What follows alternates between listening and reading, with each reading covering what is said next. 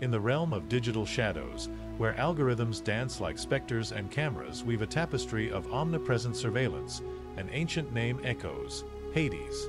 Not the mythical tyrant, thirsty for souls, but the very personification of the all-encompassing gaze, the silent guardian of the border between the visible and the invisible, between vibrant life and the spectral echo of its absence.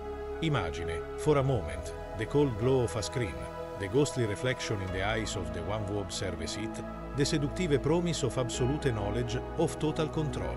This is the contemporary mirror of the realm of Hades, a data underworld where every click, every search, every interaction is meticulously catalogued, analyzed, and, ultimately, used.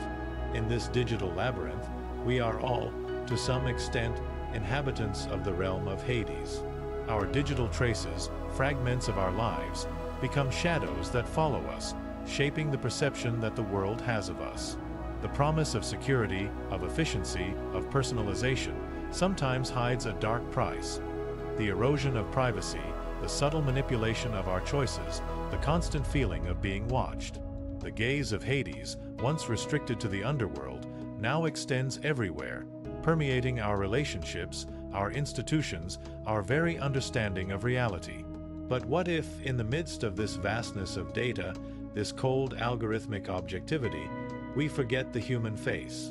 What if, in the incessant pursuit of control and predictability, we lose sight of the uniqueness, the vulnerability, the irreducible otherness of the other? It is here that the philosophy of Emmanuel Levinas bursts forth like a ray of light in the darkness.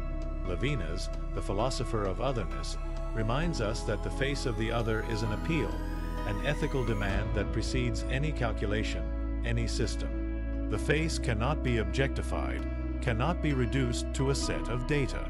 It is the manifestation of an irreducible singularity, a mystery that invites us to responsibility, to compassion, to respect. The tension between the gaze of Hades and the ethics of Levinas therefore lies at the heart of our contemporary experience. On the one hand, the seductive promise of absolute knowledge, of total control, of unshakable security, fueled by technology and algorithmic logic. On the other hand, the insistent call of the human face, the ethical demand to recognize otherness, to welcome vulnerability, to renounce domination. The challenge that presents itself is, therefore, how to navigate this stormy sea, how to reconcile the need for security and efficiency with the imperative ethics of respect for the other. It is not about demonizing technology, nor about idealizing a romantic and unreal past. It is, rather, about developing a critical awareness, about questioning the assumptions that underpin our surveillance systems, about rethinking the relationship between the individual and the collective, between privacy and security. It is about recognizing that the gaze of Hades, however omnipresent it may be, is not omnipotent.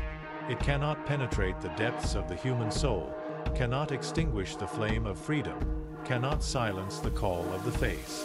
The journey that begins now is an exploration of shadows and lights, of digital labyrinths and paths of ethics, of algorithmic coldness and human warmth. A journey that invites us to confront the gaze of Hades, not with fear or resignation, but with the courage to affirm the irreducible singularity of the face, the beauty of otherness, the strength of responsibility. A journey that reminds us that, even in the realm of shadows, hope remains lit, fueled by the unquenchable flame of humanity. Entering now into the depths of mythology and philosophy, it is urgent to demystify the figure of Hades, often relegated to the role of villain. Far from being a mere antagonist, Hades embodies a fundamental force: the inevitability of transformation, the perpetual cycle of death and rebirth that governs the universe. His kingdom is not a place of eternal torment, but rather a space of rest, of reflection, where souls shed their earthly masks and prepare for the next cycle. Imagine, for a moment, the seed that buries itself in the earth, disappearing from sight, only to germinate and blossom into a new plant. This is the mystery of Hades, the promise of renewal that hides in apparent darkness. However, the transposition of this concept to the digital world presents complex nuances. The digital Hades is not limited to being a space of oblivion, where obsolete data is archived. On the contrary, it is a dynamic environment, where seemingly dead information is constantly resurrected, recombined, and used to shape the present and predict the future. Consider, for example, the profile of a user on a social network after their death. Although the person is no longer present, their profile remains active, serving as a memorial, but also as a set of data that can be exploited for commercial or political purposes. The fine line between memory and exploitation becomes, in this context, terribly blurred. In contrast, the ethics of Levinas invites us to a radically different view. For Levinas, the face of the other is an epiphany, a revelation of otherness that challenges us and makes us responsible. It is not about knowing the other in their totality, about reducing them to a set of characteristics or information. It is, rather, about recognizing their irreducible singularity, their inherent vulnerability, and responding to their appeal with generosity and compassion. Think, now, of the situation of a refugee seeking asylum in a foreign country. Their face, marked by pain and uncertainty, is a silent appeal to our humanity, an invitation to transcend fear and xenophobia, and to welcome them with dignity and respect. In this way, the confrontation between the gaze of digital Hades and Levinasian ethics manifests itself in the way we deal with personal data. The massive collection of information, the algorithmic analysis of human behavior, the creation of predictive profiles. All these practices, driven by the search for efficiency and security, run the risk of dehumanizing the other, of reducing them to a mere object of control and manipulation. On the other hand, the ethics of Levinas reminds us that each individual is an end in themselves, and not a means to achieve certain objectives. Therefore, the question that arises is, how can we build a digital system that respects human dignity, that protects privacy, that promotes social justice? How can we ensure that the gaze of Hades does not become an instrument of oppression, but rather a tool in the service of the common good? The answer, without a doubt, is not simple and requires a joint effort from governments, companies, researchers, and citizens. Moreover, it is urgent to rethink the very concept of security.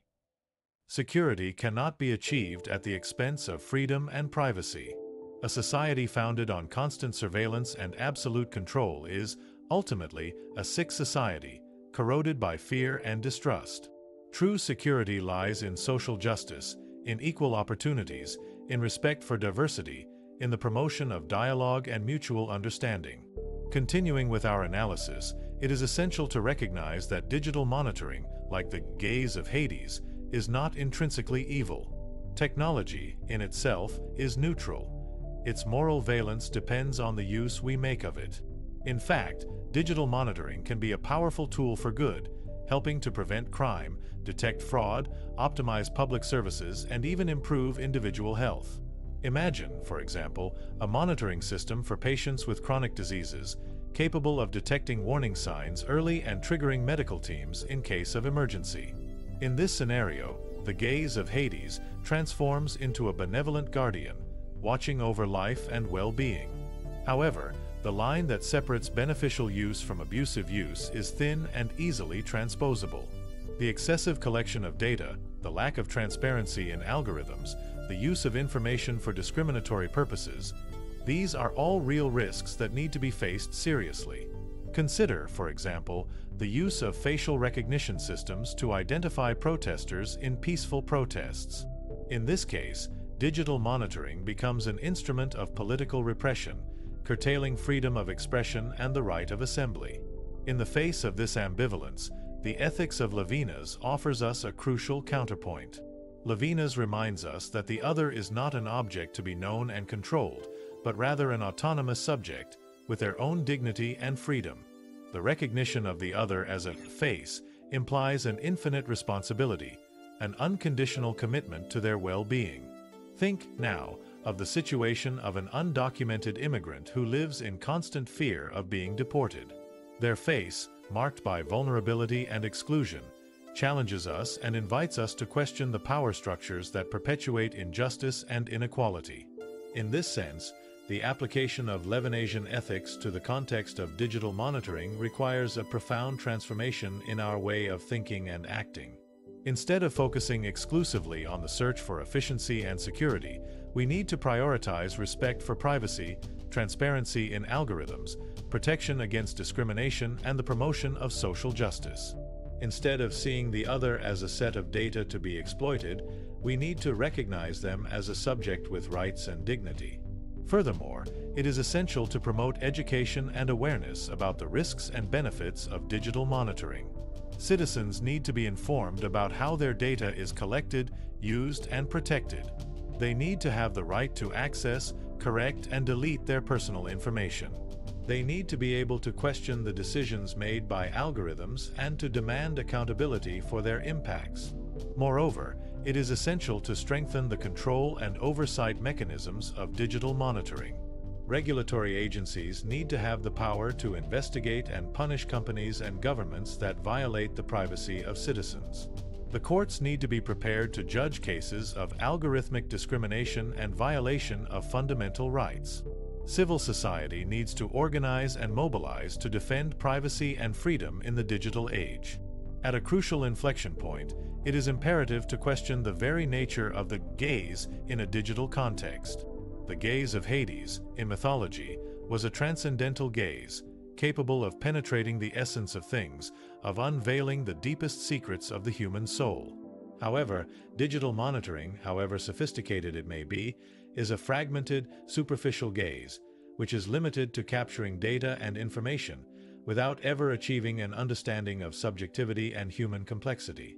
Imagine, for a moment, an algorithm that analyzes an individual's purchase history to determine their psychological profile. However precise the results may be, they will never be able to capture the richness of human experience, the uniqueness of their emotions, the unpredictability of their actions. In this way, the belief in the omniscience of digital monitoring is a dangerous illusion, which can lead to misguided and unfair decisions. To believe that we can predict human behavior based on data is to ignore the freedom, the spontaneity, the capacity for transformation that are inherent to our nature. Consider, for example, the use of algorithms to predict the risk of criminal recidivism. However much these algorithms may assist in decision-making, they can never replace human judgment, the individualized analysis of each case, the consideration of mitigating circumstances. In contrast, the ethics of Levinas offers us a radically different perspective. For Levinas, the true gaze is not an act of apprehension, of domination, but rather an encounter, a dialogue, an openness to the other. The Levinasian gaze does not seek to know the other in their totality, but rather to recognize their otherness, their irreducible singularity. Think, now, of the situation of a doctor who attends to a patient. Their gaze is not limited to diagnosing the disease, but rather to understanding the patient's experience, to alleviating their suffering, to offering hope and comfort. In this sense, the application of Levinasian ethics to the context of digital monitoring requires a profound change in our way of relating to technology. Instead of seeking absolute control over the other, we need to promote an open and transparent dialogue, which respects the privacy, autonomy, and dignity of each individual. Instead of using technology to predict human behavior, we need to use it to promote social justice, equal opportunities, and collective well-being. In addition, it is essential to develop a culture of responsibility and ethics in the area of digital monitoring. Professionals who work with data need to be aware of the risks and benefits of their activities.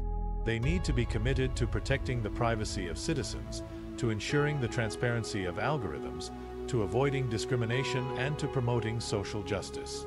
Moreover, it is urgent to rethink the very definition of intelligence in the context of technology. Intelligence cannot be reduced to the ability to process data and make automated decisions. True intelligence is the ability to understand the other, to feel empathy, to act responsibly, and to promote the common good. As we converge towards the final beat of this reflection, it becomes pressing to intertwine the threads that we have woven along this journey. It is not about recapitulating the steps already taken, but rather about contemplating the panorama that emerges from the confluence of our thoughts.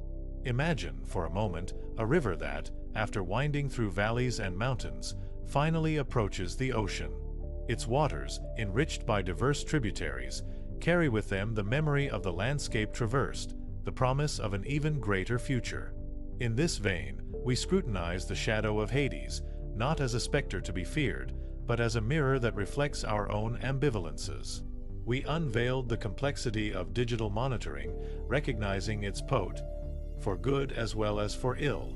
We encounter the face of the other, in Levinas's ethics, as a call to our responsibility, an invitation to transcend selfishness. However, the mere juxtaposition of these elements does not lead us to a full understanding. It is necessary, rather, to discern the dynamics that interconnect them, the tension that drives them, the challenge that compels us to act. How to reconcile the pursuit of security and efficiency with the ethical imperative of respect for privacy and human dignity. How to ensure that technology, instead of trapping us in a labyrinth of data, frees us to build a more just and fraternal world. In the meantime, the answer is not found in simplistic solutions or preconceived formulas. The complexity of the problem requires a multifaceted approach, involving the participation of all social actors.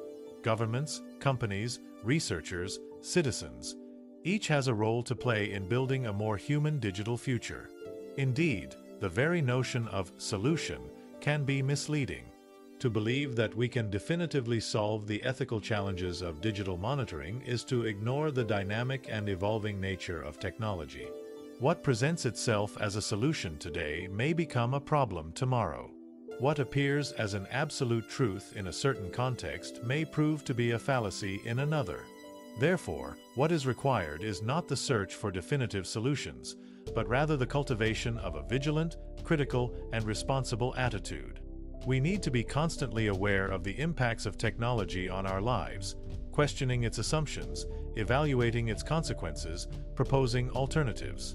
We need to be able to discern good from evil, justice from injustice, freedom from oppression. Now, as we approach the end of this reflection, I invite you to ponder the responsibility that each of us carries. We are not mere passive spectators of the digital revolution. We are active agents, capable of shaping the future of technology, of influencing its applications, of promoting its values. The choice is ours, to succumb to the fascination of the gaze of Hades, or to embrace the ethics of the face, the promise of a more human and fraternal world. And, as we reach the threshold of this journey, we are left to contemplate the horizon that unfolds before us. We do not carry definitive answers, nor miraculous solutions. We carry with us, however, a moral compass, a beacon that guides us through the fog of uncertainty. This compass, this beacon, is the ethics of the face, the promise of a world where human dignity prevails over the coldness of algorithms, where freedom supplants the oppression of constant surveillance. Ultimately, the confrontation between the gaze of Hades and the ethics of Levinas is not just a dispute between technology and humanity. It is, rather, an invitation to reflect on our own nature, on our values, on the kind of world we want to build. The gaze of Hades, devoid of ethics, can turn us into mere numbers, into pieces on a board controlled by invisible forces. The ethics of Levinas, in turn, invites us to recognize the beauty of otherness, the strength of compassion, the responsibility that we share with each other. Imagine, for a moment, a digital garden, where the flowers of privacy and freedom blossom amidst the exuberance of technology. A garden where data is used to promote collective well-being, where social justice is the main metric of success, where human dignity is the supreme value. The construction of this garden is not a distant utopia, but a feasible project, as long as we are willing to cultivate the right values, to plant the seeds of ethics, to water the flowers of hope. In this sense, true practice begins now, at the moment we step away from this reflection. It is not enough to contemplate the problem. We must act. We must question the power structures that perpetuate injustice. We must defend privacy and freedom in the digital age. We must promote education and awareness about the risks and benefits of technology.